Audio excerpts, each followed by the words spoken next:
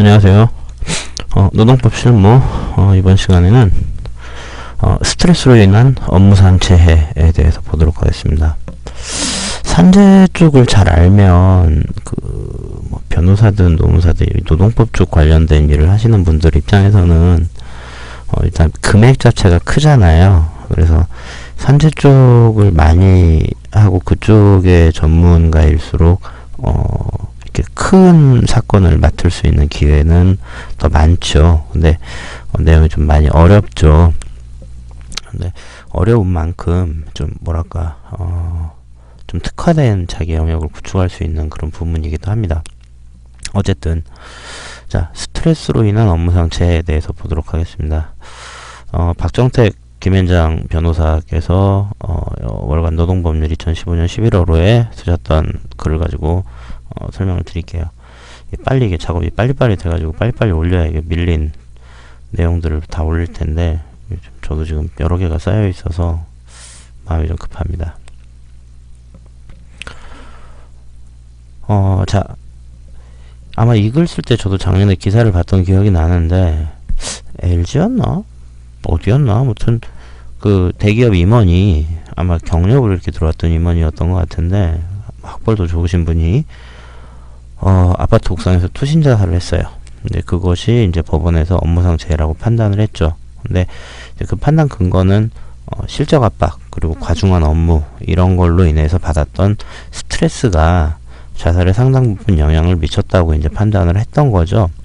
자, 이런 것처럼 직장에서 이제 막 스트레스를 받아가지고 병이 생기거나 뭐 극단적으로 자살에 이르는 경우 이런 것도 이제 업무상 재해가 인정될 수 있다. 그래서 이제 업무상 재해 인정 기준을 보면 먼저 이제 법령 규정. 자, 산업재해보상보험법 산재법이죠. 제37조 제1항에서 업무상 재해로 인정되는 그 사고의 유형들이 나와 있어요. 하나는 근로자가 근로계약에 따른 업무나 그에 따르는 행위를 하던 중에 발생하는 그러니까 일하다가 다쳤거나 아니면 사업주가 제공한 시설물을 이용하다가 그 시설물의 결함이나 관리 소홀로 발생한 사고. 그러니까 시설물을 이용하는데 자기가 잘못하면 뭐 산재라고 보기 어렵겠죠. 그 다음에 출퇴근 버스 이런 거죠. 그 사업주가 제공한 교통수단이나 그에 준하는 교통수단을 이용하다가 사업주의 지배관리하에서 출퇴근 중에 발생한 사고. 개인이 자기 차 이렇게 끌고 가다가 뭐 회사 가다가 사고 났다고 해서 산재 인정 안 돼요. 그 다음에 이제 사업주가 주관하거나 사업주 지시에 따라 참여한 행사나 행사 준비 중에 뭐 회사에서 하는 등산, 뭐 체육대회 이러다가 막 다리 부러지고 뭐 이럴 수 있잖아요. 이제 그럴 때 산재로 인정한다. 그 다음에 휴게 시간인데 휴게 시간은 원래 이제 그 근로자가 자기 마음대로 쓸 수 있는 시간이잖아요. 근데 이제 휴게 시간인데도 이제 사업주의 지배관리하에 어떤 지역적이고 그리고 사업주가 관리하는 그 시설물 안에서 이렇게 있다가 사업주의 지배관리하에 있는 중에 이제 발생했다라고 볼 만한 그런 사고들. 뭐 그 밖에 업무와 관련해서 발생한 사고 이런 것들을 업무상 재해로 이제 보고 있는데요. 업무상 재해로 인정받는 데 있어서 가장 중요한 거는 업무와 재해 사이에 이제 상당한 인과관계가 있어야 된다고 하는 겁니다. 그렇기 때문에 뭐 근로자가 고의, 뭐 자해행위, 범죄행위 이런 게 원인이 돼서 또 발생한 부상, 질병, 장애, 사망 이런 거는 업무상 재해로 보지 않고 있죠. 업무와 재해 사이에 인과관계가 없으니까 이건 근로자가 자기 판단을 가지고 이제 한 거니까. 근데 이 판단 능력이 막 상실된 경우, 그러니까 제37조 2항 단서에 보면 정상적인 인식 능력 등이 뚜렷하게 저하된 상태. 그러니까 막 사람이 어쩌고 하다 보니까 일 때문에 어쩌고 하다 보니까 이게 사람이 이제 정신적으로 막 완전히 이성을 잃어버리고 판단이 막 안 되는 이런 상태가 되는 때가 있을 수 있잖아요. 뭐 우울증이나 이런 거. 그런 때 이제 발생한 행위는 대통령령으로 정하는 그런 몇 가지 이제 내용들이 있는데 그거에 해당하면 업무상 재해로 본다고 규정을 하고 있습니다. 자, 그렇다면 이거 관련해서 자살은 자기 의사로 죽는 거잖아요. 그러니까 자살이죠. 타살이 아니고. 그렇기 때문에 상당히 인과관계를 인정받기가 어려워요. 그러니까 업무 수행 과정에서 받은 스트레스로 우울증이 발생했고 그 우울증이 뭐 자살의 동기나 그 원인이 됐다라는 것만 가지고 인과관계가 인정되진 않아요. 우울증이 이 판단을 흐리게 할 정도까지 이제 돼야 되겠죠. 근데 이게 그 자살을 할 수 하게 만든 그 주변 여건들을 한번 종합적으로 봐야 된다는 거예요. 대법원에서 이제 판단은.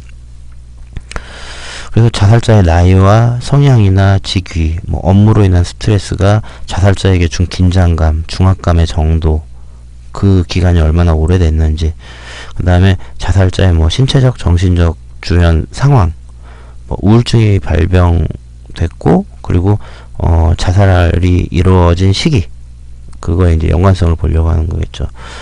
그 외에 뭐 자살에 이르게 된 경위, 그리고 기존에 어떤 정신질환이 있었는지, 뭐 가족력은 있었는지, 뭐 이런 것들을 봤을 때, 예전에 한번 이거 설명드렸는데, 자살에 대해서는 사회 평균인 기준으로 이제 본다. 다른 산재는 그 당사자를 기준으로 보는데, 어쨌든 그 자살한 게 사회의 일반적인 사람 입장에서 봐도 이게 도저히 감수하거나 극복할 수 없을 정도로 업무상 스트레스를 많이 받았고, 그것 때문에 우울증에 걸려서 자살에 이르게 된 거다라고 인정할 수 있다면, 그 인과관계가 상당하다고 보인다면 인정할 수 있다라는 게 이제 대법원의 입장입니다. 그 다음에 이제 업무상 재해를 인정하려면 상당한 인과관계가 필요하죠. 근데 아까 자살하고 다르게 일반적인 업무와 재해 사이의 상당한 인과관계는 보통 평균 사람, 일반인을 기준으로 하는 게 아니라 그 당사자의 건강과 신체 조건을 기준으로 판단합니다. 그러다 보니까 이 실무에서는 사고나 이런 거는 인과관계 증명하기가 쉽잖아요. 근데 자살, 그 다음에 질병, 이런 거는 인과관계 증명하기가 이제 어려운 그런 경우들이 이제 많다는 거고요. 자살의 경우에 이제 상당히 인과관계 인정했던 사례를 보면, 자, 근로자가 업무 때문에 질병이 생겼어요. 그리고 업무상 과로나 스트레스가 그 질병이 발생하는데 주된 원인이 됐어요. 아니면 겹쳐져 가지고 질병이 더 악화됐어요. 과로나 스트레스가. 그래가지고 그 질병 때문에 뭐 심신이 상실되고 정신착란 상태가 되고 정상적인 인식 능력이나 행위 선택 능력이 없고 정신적인 억제력이 없다 보니까 이제 정신장애 상태에서 자살에 이르게 됐다라고 이제 증명을 할 수 있으면 업무와 사망 사이에 상당히 인과관계가 있다고 이제 할 수 있겠다. 그래서 그 상당 인과관계를 인정하려면 앞서 얘기 드렸던 것처럼 자살자의 질병이나 후유 증상의 정도, 그 질병의 일반적인 증상, 그 다음에 요양기간 회복 가능성의 여부, 그 사람의 신체적, 심리적 상황, 주위 상황, 자살에 이르게 된 경위, 이런 것들을 종합적으로 고려해서 상당 인과관계를 따져봐야 된다.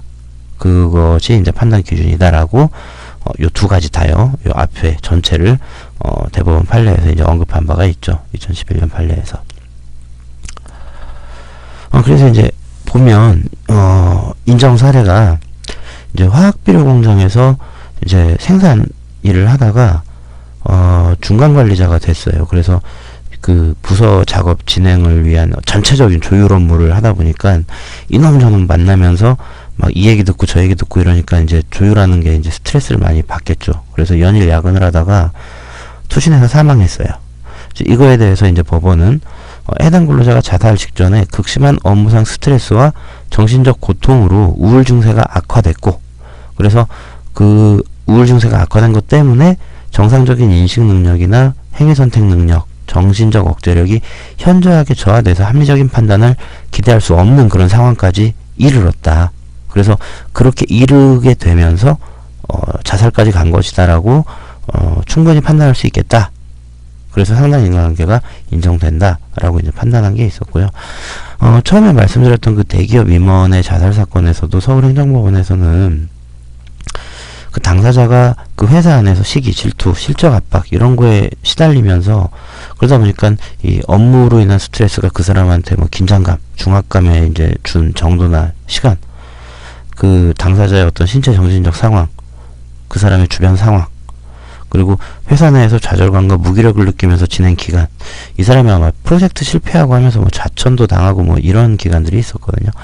그랬던 기간, 그리고 그거 말고는 자살을 선택할 동기나 계기가 없는 사정, 이런 것들을 봤을 때 자살하기 직전에 업무상 스트레스가 극심했고 그 정신적인 고통으로 우울 증세가 발생하고 또 더 악화되고 이러면서 정상적인 인식 능력, 행위 선택 능력, 정신적인 억제력 이런 게 현저하게 저하돼서 합리적인 판단을 못하는 상황에서 자살한 거다라고 이제 판단을 해서 상당 인과관계를 인정하기도 이제 했습니다.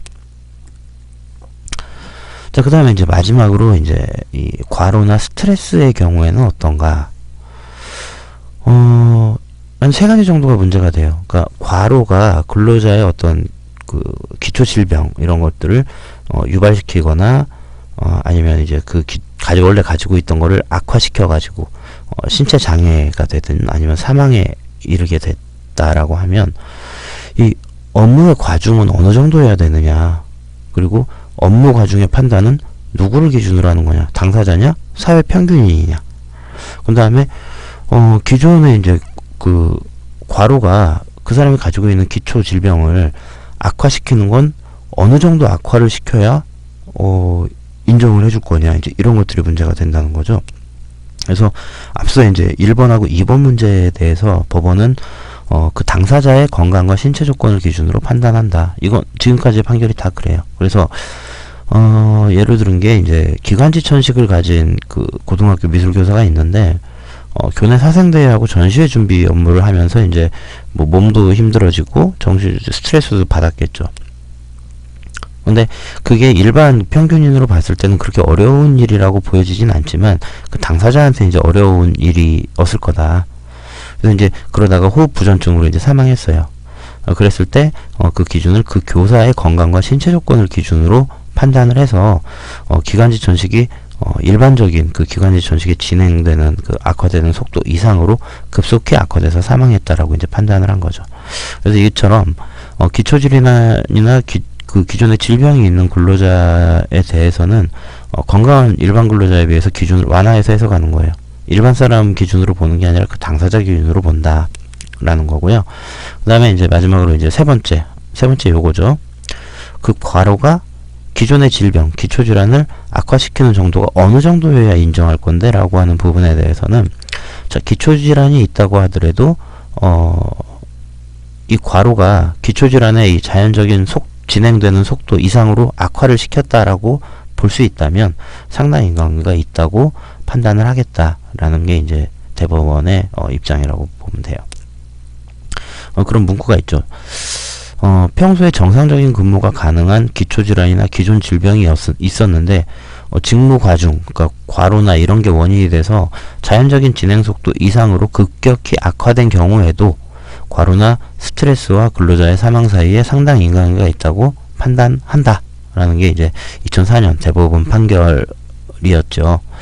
그래서 이런 부분들을 잘 고려하셔서 이 사고나 이런 거가 있을 때, 이런 사망사고나 뭐 다치거나 이런 게 있을 때 스트레스에 의한 부분으로 이렇게 이루어져야 될지, 물론 이제 그러려면 이 스트레스 때문에 뭔가 상당히 좀 어려웠던, 가장 중요한 건 일단은 그 이전보다 업무가 되게 과중하게 있어야 된다라고 하는 게 일단 증명이 좀 돼야 돼요. 그래서 그것 때문에 이 사람이 스트레스를 받았고 그 스트레스를 어딘가에 이제 하소연을 한 게 좀 있어야 된다. 그래서 좀 힘들다 할 때 병원을 가는 게 내 몸을 지키는 것도 있지만 만일에 대비하기 위한 증거를 남기기 위해서 병원을 가는 필요도 좀 있다라는 거 좀 염두에 두시고요. 여기까지 진행하도록 하겠습니다. 고맙습니다.